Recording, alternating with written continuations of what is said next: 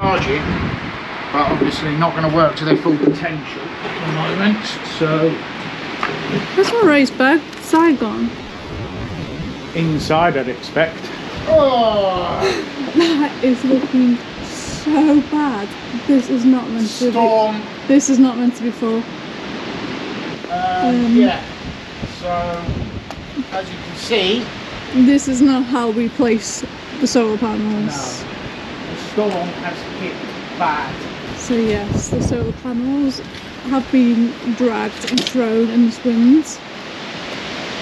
And they're not light.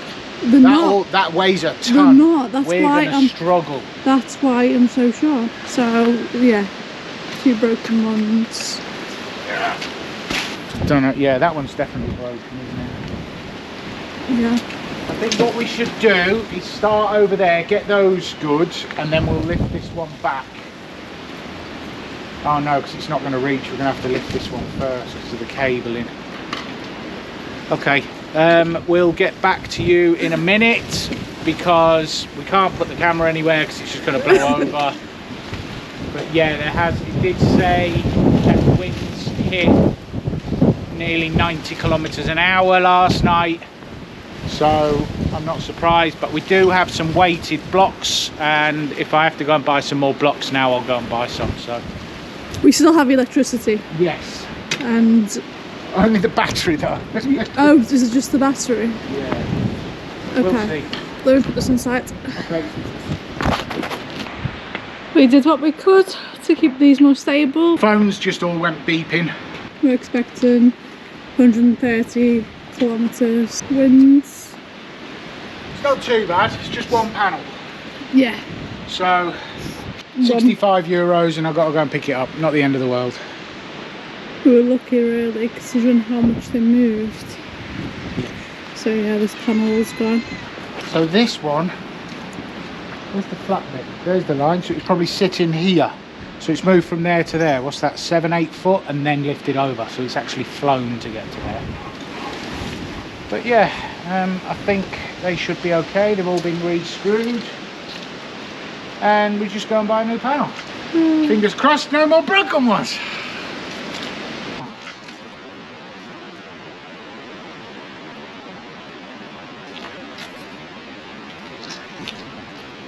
Right, get the pump on this again. I feel like the waste oil on our electric, just pumping this trench thing out these last 2 weeks. Storm after storms.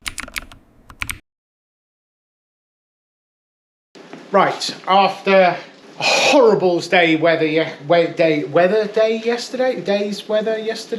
After sorting the solar panels out, getting them all back into place, it was getting late, so I spent a bit of time. The wind did die down in the afternoon, so I spent a bit of time tidying up out in the garden. Spent a couple of hours up here in the afternoon, and now it's time to make a door and a frame and the architraves. We found this wood that we like. It came in big sheets, so I've got it cut down to the size that I could fit in the car.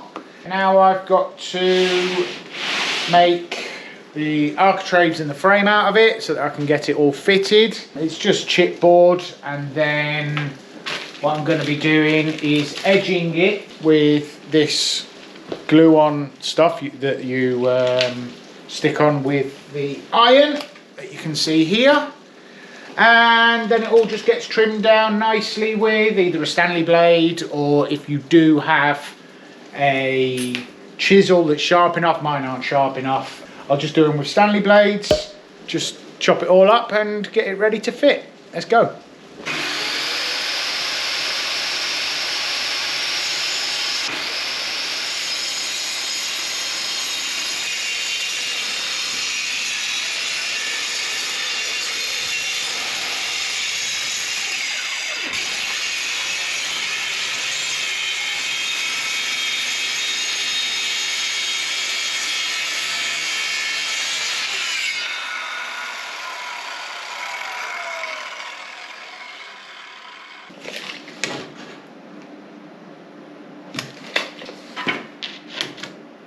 And repeat 1, 2, 3, 4, 5, 6, 7 times.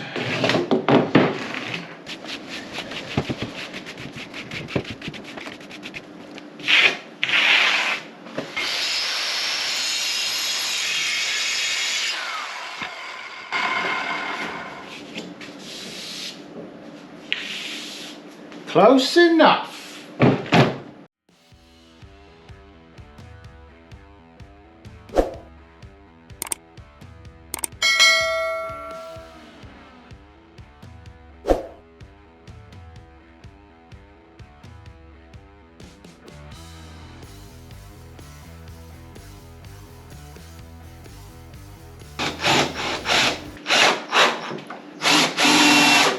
Right, the idea here is, I've seen like brackets that you can sit a door into playing it flat.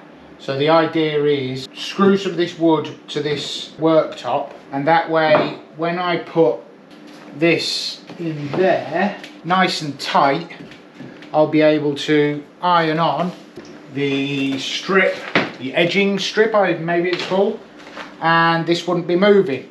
If I was using a big piece, then yeah, you just lay it flat and do it along the side, which is what I'll do with that door there, the door itself. But because it's going to be small and the clamps might get in the way, if I just take 5 minutes to put this together, shouldn't be an issue.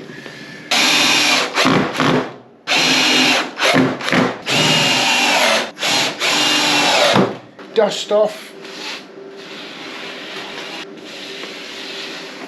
Right.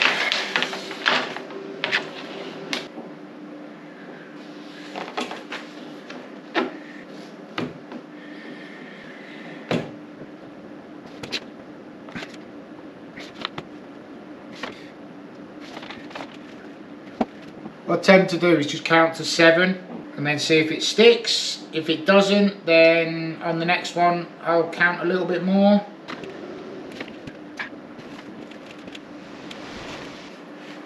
Go over the edges quickly, just to most likely place it's going to unstick is the edges, so just a little bit more, just at an angle. I've probably done this 3 or 4 times on different, but only on white melamine normally. When you're building a set of shelves for inside of a cupboard or on a kitchen, you make a chip on a kitchen, it's easy enough just to heat it up, peel it off and stick another bit back on again, and it's as easy as that. Alright, unplug that, save power.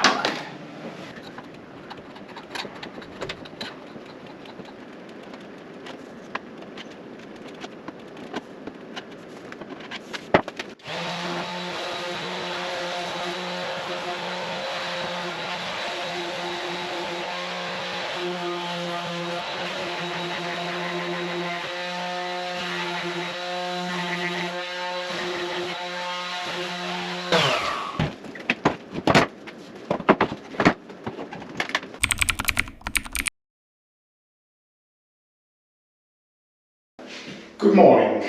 Right, I did decide to go with some exterior showing brackets just to accent door handle and a little handle for that as well, so that's how I'm going to hold the door on. So for that reason also I am going to need this part of the frame to be very strong, because that's what the door is going to screw to.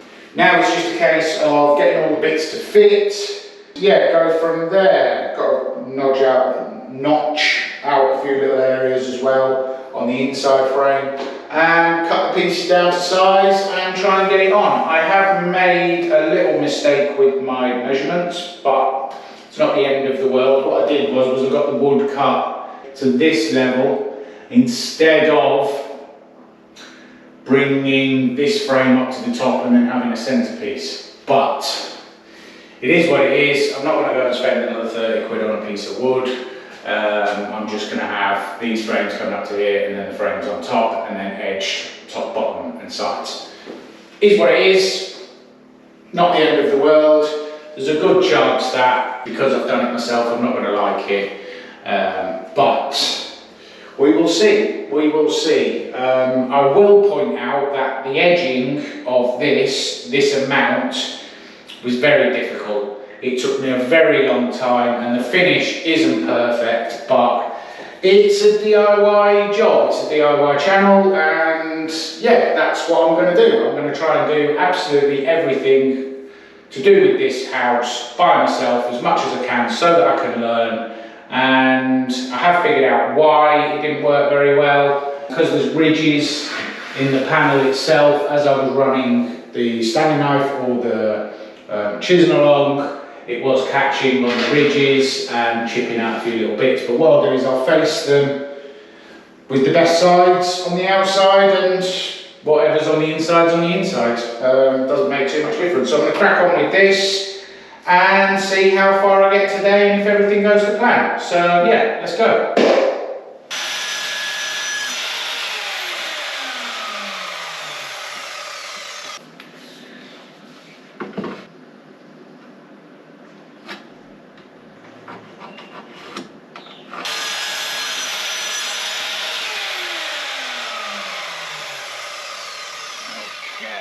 Oops.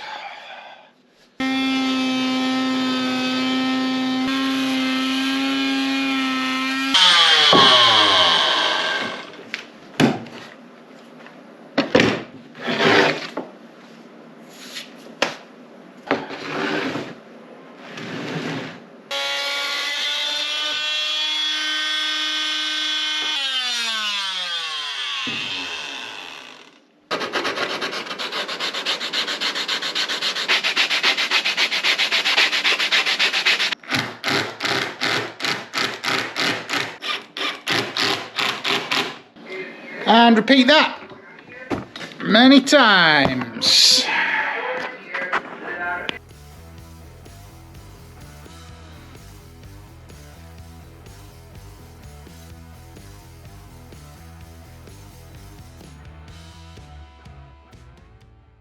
Right, now I've made these up. They are hinged on the back, so they're pretty sturdy. Right, the next part is to fix this part to there, hang the door, and then make that other architrave and frame part fit that side, because this isn't quite level, as I will show you now there. But yeah, get that on, get the door on, and then work around the rest of it.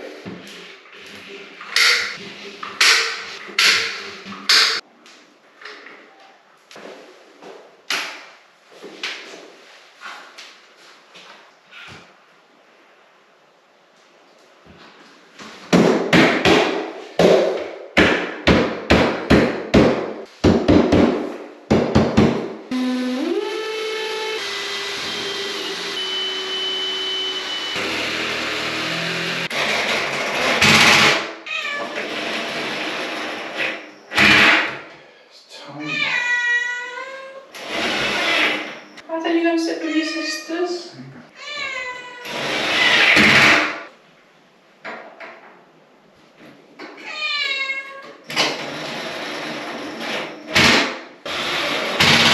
What's in there? This cat, she's relentless. What's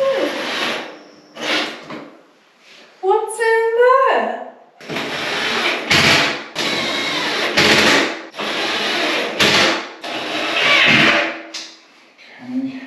It's tight.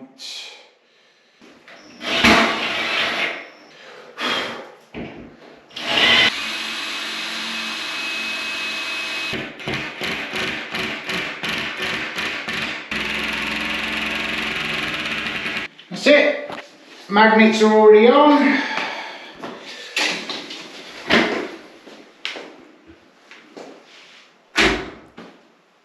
Very nice. Right, top.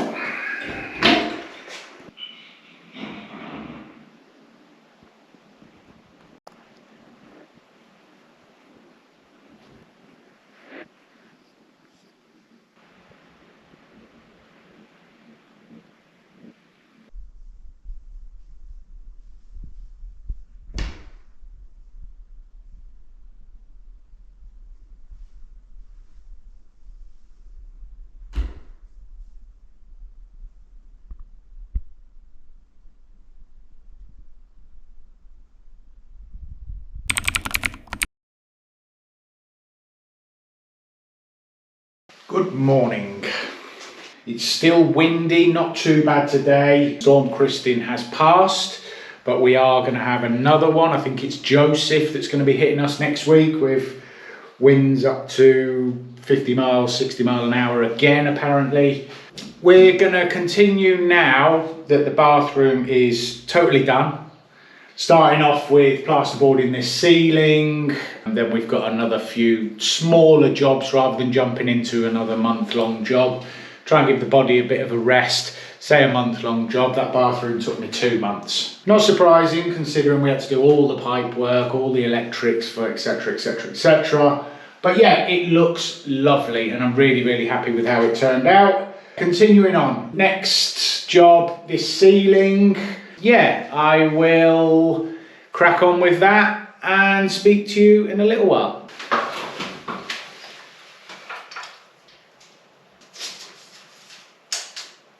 One, 3, 2, 5. Next one.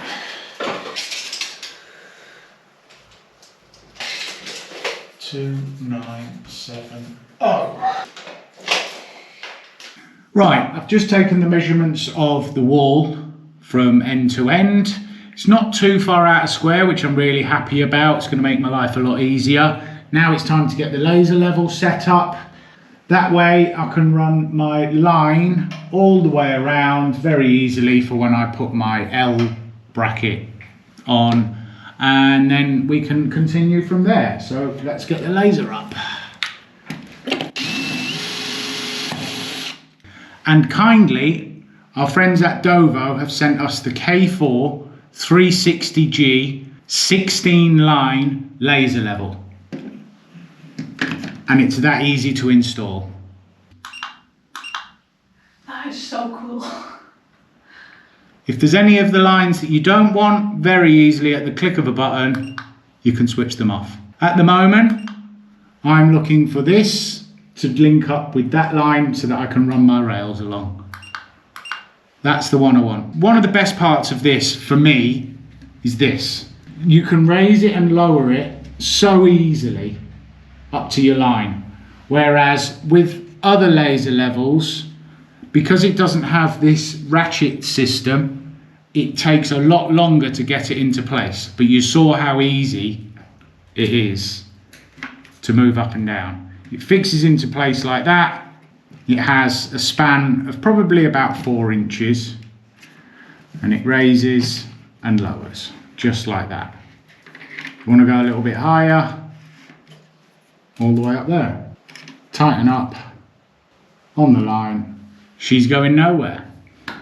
Right, next step for me is to continue to put up this L bracket. So as you saw earlier, I went around and marked everything up first. That obviously means that when I'm cutting all of my L brackets, I can do them all and then just get them all fitted rather than cutting one, fitting, measuring. It takes a lot longer. It's easier just to run around all the room and get it all measured out. 1/2 centimetre off of that.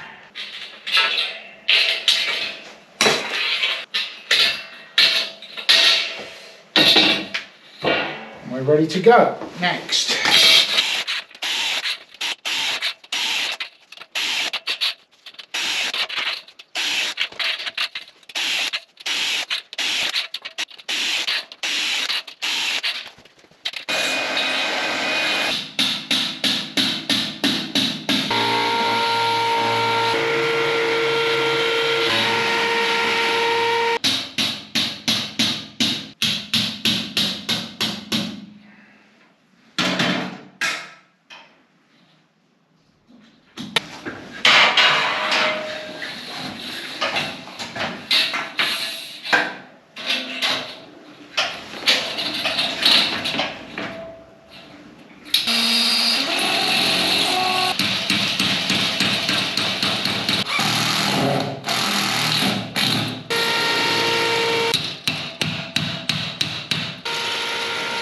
So another one of the features that the Dovoh K4 360G has is this 1 centimetre wide opening that you can screw to little batten, or in this case I can screw it directly to this L bracket, up nice and tight, and of course without the locking system, if your laser level isn't level, it will beep and flash.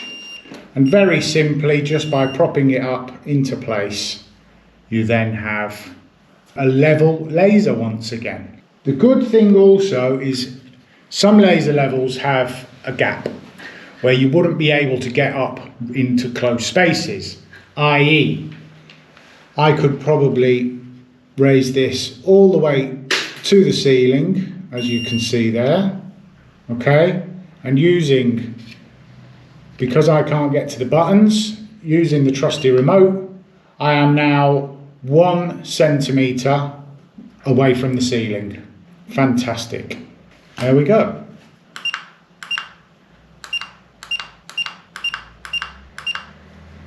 It's a brilliant piece of kit. Perfetto.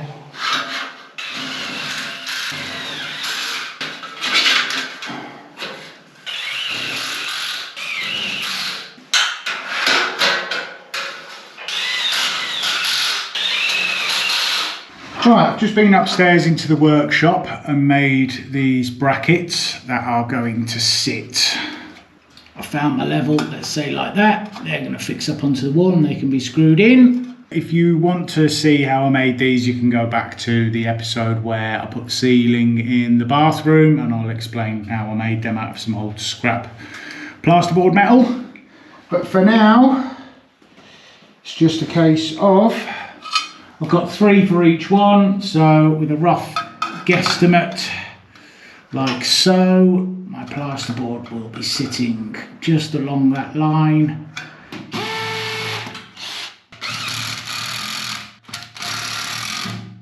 That's not going anywhere. I made a couple of plasterboard screws. What I want is for the laser level just to be sitting just on that edge there, as you can see. And that is not going anywhere, so I'll put one facing that way and then work back the other way again.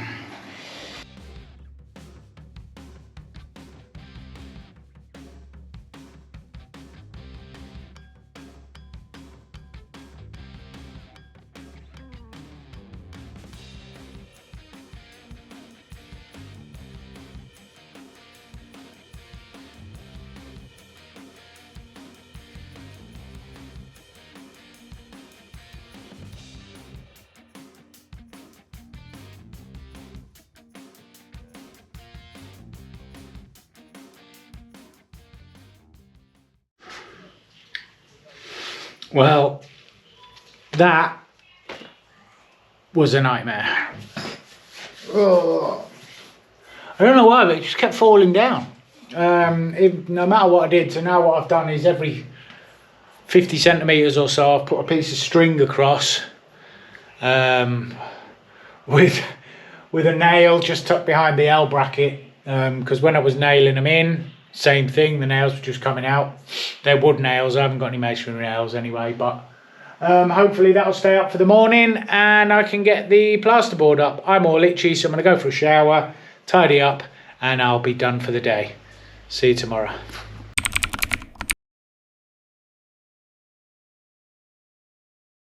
Well, good morning and welcome back to another rainy day in Spain.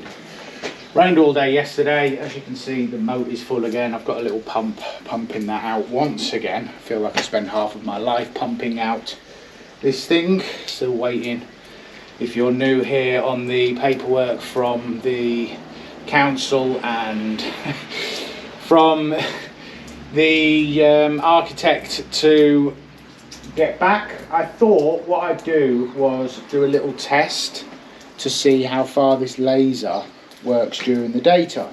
I'll put it on maximum brightness, all done with the fantastic remote control. There you go. Using the little dandy, don't know what it is, some sort of a UV piece of plastic or something which has a magnet on it if you needed to magnetize it to anything, and also a wicked little stand. So I'm going to measure out how far it goes before I can't see the line.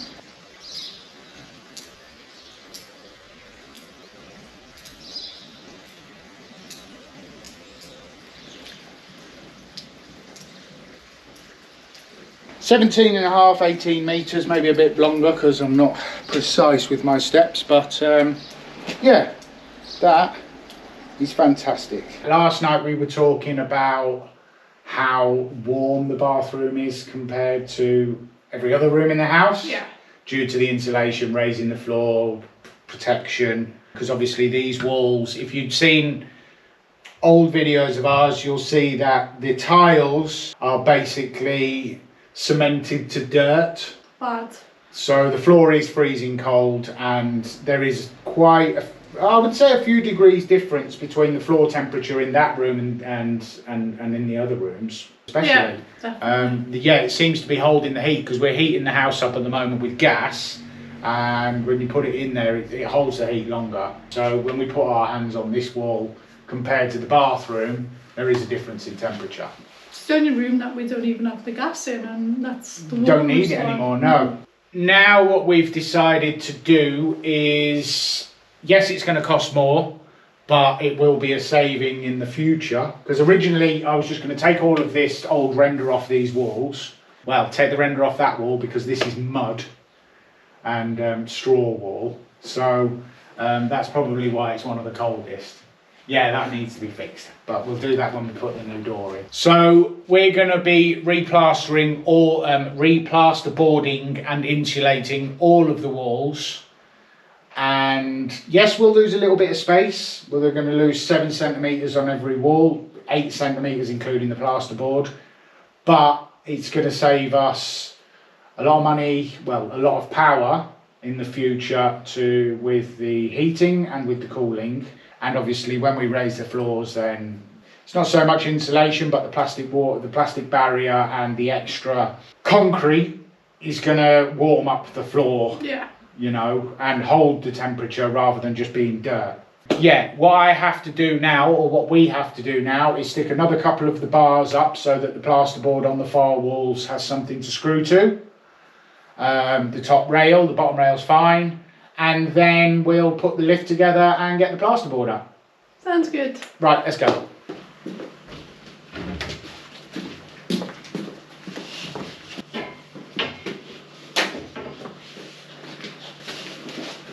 Okay? Yeah. Okay? Yeah. Right.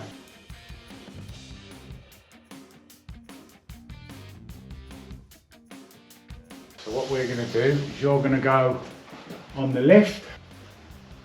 Keep going.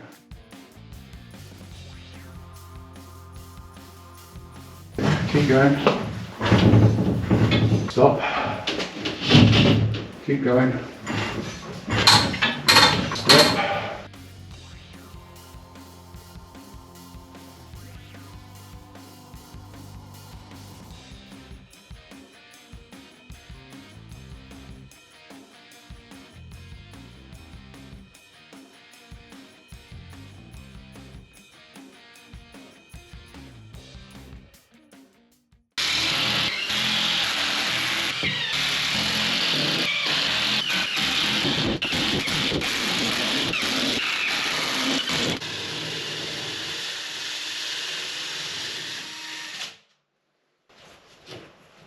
Stop. Then we get that side. Can't see what I'm doing over here. Okay, we're coming back. Yeah? Yeah.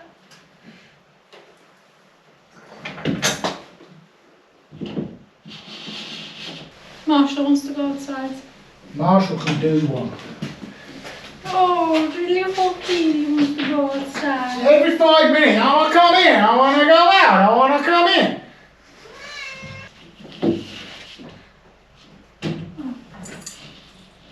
Yeah? Mm-hmm. Okay.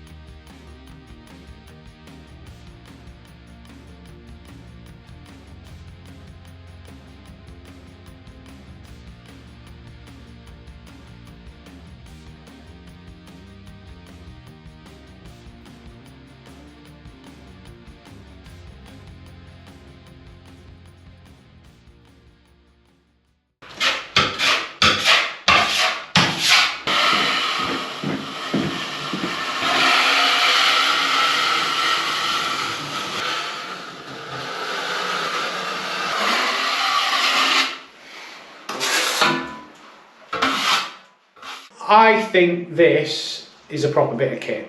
It's helped me save a lot of time today. It's going to have a lot of other uses throughout this build, and I will be using it for sure on every single project that I do.